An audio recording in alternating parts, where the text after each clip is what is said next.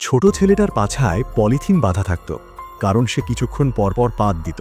পাদের গ্যাসে পলিথিন ফুলে যায়, পাশে থাকা কাঁচির সাথে লেগে বিস্ফোরণ হয়ে যায়। ঘুমিয়ে থাকা ছেলেটির মা ভয়ে লাফিয়ে ওঠে, সাথে থাকা তার বাবাও রক্ষা পায় না। পাদের হামলা থেকে বাঁচতে ছেলেটির বাবা ছেলেটার পাছায় পাইপ লাগিয়ে যায়, যেন পাদ বাড়ির বাইরে চলে যায়।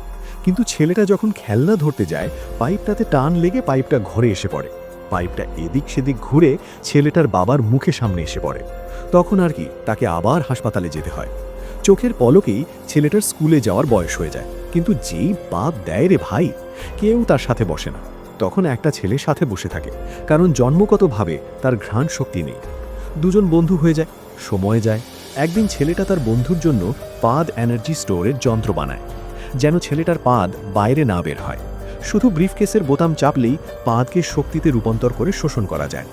পরে বন্ধুর সমস্যা সমাধান করতে তাকে নিয়ে যায় মহাকাশ সংস্থায়। তার ধারণা ছিল বন্ধুর পাদই রকেটের জ্বালানি হতে পারে।